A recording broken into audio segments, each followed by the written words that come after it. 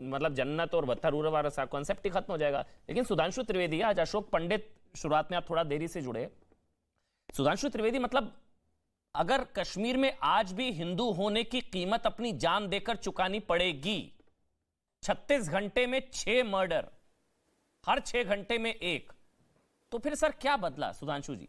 फिर क्या बदला? फिर तो सवाल उठेगा ना। और ऊपर से जब एलजी ये कह देते हैं कि इसको धार्मिक चश्मे से मत देखिए। देखिए, ये जो भी घटना हुई है वो बड़ी दुखद और हृदय विदारक है, परंतु मैं यह भी कहना चाहूँगा, ये इस बात को दर्शा रहा है कि जो आतंकवादी शक्तियाँ हैं, अब वो, जैसे अभी जनरल बख्शी कह रहे थे कि हम क्यों अपने यहाँ लड़ाई लड़ते रहेंगे, मैं थोड़ा सुन रहा था ज्वाइन होने से पहले थोड़ा टेक्निकली, तो उन्होंने कहा क्या बालाकोट के बाद सब कुछ समाप्त हो जाना चाहिए था, फुल स्टॉप? नहीं, मैं उदाहरण देना चाहता हूँ कि उरी के बाद सर्जिकल स्ट्राइक और बालाकोट जो हुआ था, उसने ये दर्शाया था कि अब लड़ाई सिर्फ हमारे यहाँ नहीं होगी। जो बदलाव आया है वो हमारी सरकार आने से पहले, और उसमें अंतर जानते हैं क्या था? जो आज कश्मीर में दिख रहा है, ये कमोबेश पूरे हिंदुस्तान में दिखता था।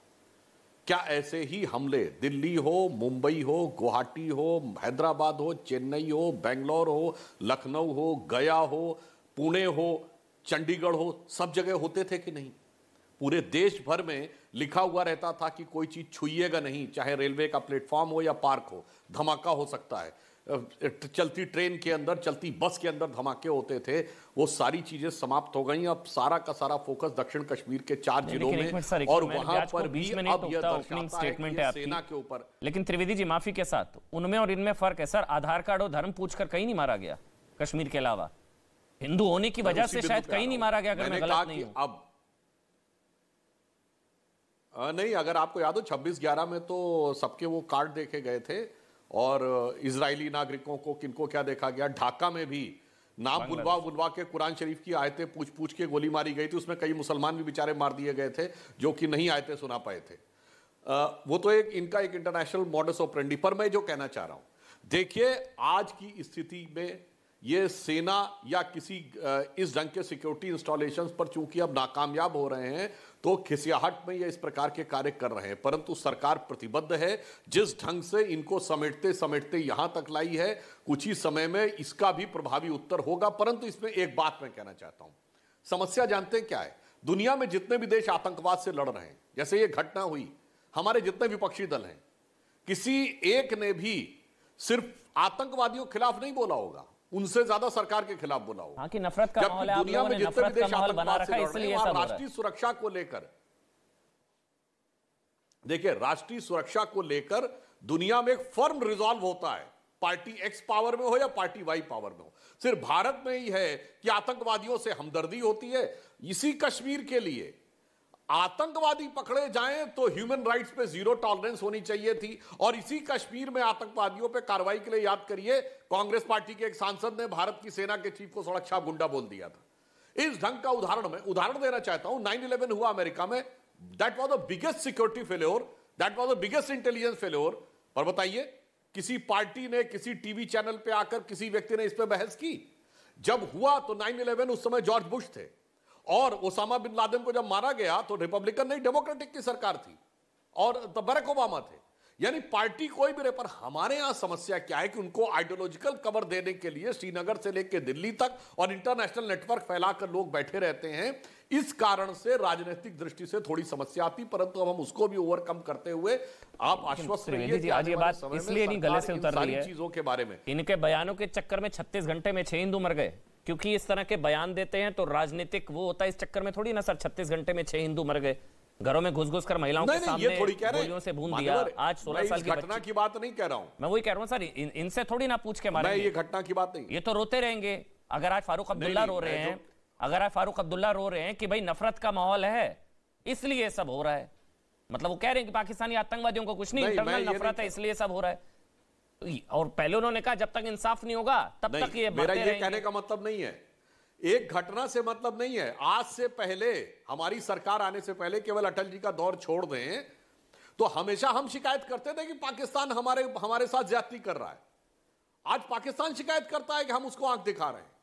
अंतर तो आया है, और भारी मात्रा में अंतर आया है। और मैंने जो आपसे कहा, पूरे देश से सिमटकर वो दक्षिण कश्मीर के 4 जिलों तक रह गए और उन कश्मीर में भी वो सेना के ऊपर अब आक्रमण करने में असफल हो रहे हैं, असमर्थ हो रहे हैं, इसलिए चुन चुनकर ये किलिंग कर रहे हैं। मगर मैं फिर कहना चाहता हूं, इतने अमानवीय कृत्य पे, इतने दुखद कृत्य पे, हृदय को हिला देने वाले कृत्य पे हमारे किसी भी विपक्षी दल ने केवल और केवल आतंकवादियों की आलोचना नहीं की है। एक वाक्य रस्म अदायगी के लिए उनका बोलेंगे और फिर किंतु परंतु होकर शुरू हो जाएंगे। इस ढंग के सुना नहीं आपने, फिर माफ करिएगा, आतंकवादियों को पूरा कवर फायर दिया इन लोगों ने। मैं तो डंके की चोट पर बोलता हूं, इन्होंने पूरा कवर फायर दिया आतंकवादियों को, पाकिस्तानी आतंकवादियों को पूरी क्लीन चिट दिया। जब ये कहा है कि अंदरूनी नफरत इतनी है ना, ये मार देते हैं, जब तक इंसाफ नहीं होगा ये किलिंग होती रहेगी। ये आतंकवादियों के लिए इंसाफ मांग रहे हैं। आपने सुना नहीं, इन लोगों ने पाकिस्तानी आतंकवादियों को पूरा कवर फायर दिया है। आज मैंने बयान सुने, मैं हैरान रह गया। मेरे साथ ताजिम भाई हैं, ताजिम डार है मेरे साथ। मैं आ रहा हूं, एक मिनट आ रहा हूं, जनरल बख्शी आ रहा हूं, एक बयान में ताजिम डार।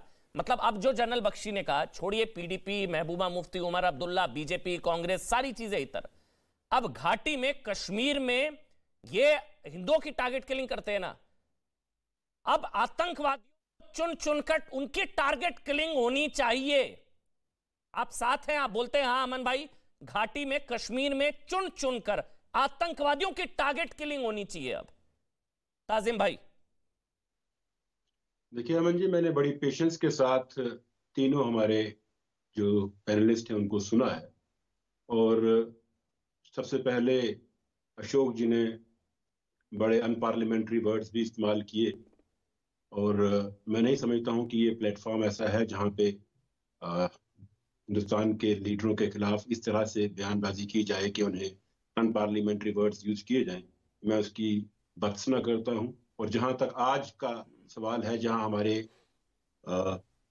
राजौरी का रहने वाला मैं खुद हूं, डिस्ट्रिक्ट जिला राजौरी से हूं, और मैंने खुद आज सुबह से लेकर शाम तक यहाँ हम लोगों ने प्रोटेस्ट भी किया। हम लोगों ने, जिन लोगों ने उनको मारा है उनके खिलाफ, और उन सोगवार कुंभों के साथ हमने अपना वक्त भी बिताया है। हम दिल से बहुत दुखी हैं। और उससे ज्यादा दुख आज इस डिस्कशन में बैठ के मुझे ये हो रहा है कि आप यहाँ पे तो तमाम लोग एक साथ हैं, हिंदू, मुस्लिम, सिख, ईसाई, तमाम लोग इस चीज को, इस दुख की घड़ी में एक साथ, एक कंधे से कंधा मिलाकर खड़े हैं। लेकिन आप लोग अपना नैरेटिव और अपना एजेंडा चलाने से नहीं चूक रहे। आप लोग फिर उसी तरह से फिर वही चीजें हिंदुस्तान में परोसने की कोशिश कर रहे हैं, जिससे नफरतें और बढ़ती रहें। अमन जी, आपको शायद पुंछ के सैला का वाकया याद नहीं, जहां 45, मैं नाम लेकर नहीं कहूंगा, मुस्लिम कम्युनिटी के लोगों को इन्हीं टेररिस्ट ने मार के गिरा दिया था। तो 45 लोग थे, वो एक ही घर के, पूरे का पूरा खानदान खत्म कर दिया था। एलजी साहब ने बड़ी अच्छी स्टेटमेंट दी पिछले दिनों की वहां पे हर एक सफर हो रहा है। कश्मीर में मुसलमान भी सफर हुआ, कश्मीरी पंडित हिंदू भी सफर हुए। हम जो अनरेस्ट इस जम्मू कश्मीर में हुआ है, हर आदमी यहाँ का रहने वाला आज रोज सफर हो रहा है। लेकिन पिछले 8 साल से किससे सफर हो रहे हैं? मिलिटेंसी से सफर हो रहे हैं, पाकिस्तानी आतंकवादियों से, अक्रॉस बॉर्डर टेररिज्म से सफर हो रहे हैं। इससे पूछने वाली बात क्या है? तो फिर घाटी में चुन चुनकर मारने का टाइम आ गया है।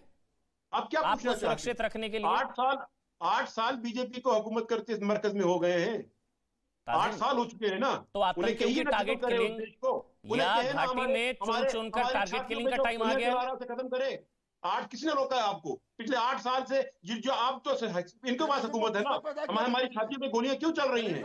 वो हिंदू है, मुस्लिम है, सिख है, कोई भी हो। को कश्मीर में पैदा किसने किया? आप जैसे लोगों ने किया, जिन लोगों ने खत्म करने की कोशिश कर रहे हैं। तुम जैसे लोगों ने यहाँ तबाह किया है कश्मीर में। तुम जैसे लोगों ने तबाह किया है। तुम जैसे लोगों ने तबाह किया है। कॉन्फ्रेंस किसने पेश किया? जो कम्युनिस्ट लोग बैठे हुए हैं यहाँ पे कश्मीर में, कौन था? तुम जैसे लोगों ने तबाह किया है। राज किसका था? तुम जैसे लोग जो बाहर आग लगाने की कोशिश करते हैं। जिसने तबाह किया, अब तो आबाद करने का टाइम आ गया ना। मैं आपसे पूछ रहा हूँ, अब आ गया ना टारगेट किलिंग का टाइम। फिर नहीं रोएंगे ना? मानवाधिकार का रोना है, बच्चे को मार दिया, वो तो टॉफी लेने गया था, ये करने गया था, वो करने गया था। अमन जी, चुन चुनकर मारने का टाइम आ गया ना। अगर आप मुझे बोलने का मौका देंगे, मैं बोलूं। मैं बड़ा भावुक हूं आज, मुझे बोलने कीजिए। अगर आप मुझे बोलने का मौका देंगे, मैं प्रोग्राम में रहूंगा। अगर नहीं देंगे, मैं प्रोग्राम छोड़ दूंगा। अरे 2 मिनट बोला ना आपने, अब आपसे सवाल ना लूं क्या? सवाल ना लूं क्या आपसे?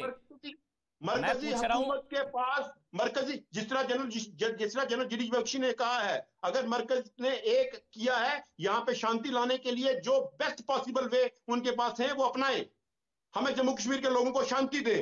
हमें जिस कि जो कोई भी लोग ये कर रहे हैं, बेगुनाहों का कत्लेआम कर रहे हैं, उन लोगों का बिल्कुल उन लोगों के खिलाफ कार्रवाई आप किस पार्टी का पक्ष रख रहे हैं? कौन रोकता है आपको? आप किस पार्टी? पीडीपी का, महबूबा मुफ्ती का? क्या मेरा महबूबा मुफ्ती का? आप महबूबा मुफ्ती जी का पक्ष रख रहे हैं ना, अगर मैं गलत नहीं हूं? मैं एक आम आदमी की हैसियत से पीडीपी के प्रवक्ता है ना, बयान कर रहा हूं आपसे। आप क्योंकि शांति की बातें कर रहे हैं इसलिए कंफर्म कर रहा था मैं, आप यहाँ क्योंकि आपके नेता ने कहा था ना खून की नदियां बहेंगी, तिरंगा उठाने वाला नहीं मिलेगा, वही हो रहा है इस समय। मैं इसलिए बस कंफर्म कर रहा था। लड़ाने की कोशिश मत कीजिए। नहीं सर, हाँ मैं लड़ाऊंगा, मैं तो आतंकवादियों से लड़ाऊंगा, मैं तो पाकिस्तानी आतंकवादियों से लड़ाऊंगा ना भाई मैं तो लड़ाऊंगा। आपकी नेता ने कहा था ना खून की नदियां बहेंगी, कोई तिरंगा उठाने वाला नहीं मिलेगा। आज बड़ी शांति की बातें कर रहे हैं आप। सोचने बोलने से पहले सोचना चाहिए था ना सर, बोलने से पहले सोचना चाहिए था ना। क्यों बोला था खून की नदियां बहेंगी? कैसे लोगों की वजह से? अच्छा हम जा, पाकिस्तान का कोई दोष नहीं है भाई, अमन चोपड़ा का दोष है।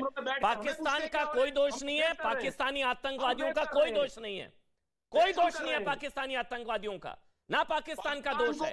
ये अंदरूनी नफरत है, ये अंदरूनी प्रॉब्लम है, उसको क्लीन चिट दे दीजिए आप। पाकिस्तान यही बयान कोट करता है कि देखिए हम लोग जिम्मेदार हैं, पाकिस्तानी आतंकवादियों का कोई लेना देना नहीं है इसमें। यही आज फारूक अब्दुल्ला ने कहा कि नफरत की वजह से हो रहा है ये सब, अंदरूनी नफरत। ताजिमदार सीधा बोलिए पाकिस्तानी आतंकवादियों की वजह से हो रहा है। मैं छोटा सा ब्रेक ले रहा हूं, इरफान हाफिज लोन भी है, छोटा सा ब्रेक की मजबूरी, छोटा सा ब्रेक, तुरंत हाजिर होंगे, छोटा सा ब्रेक।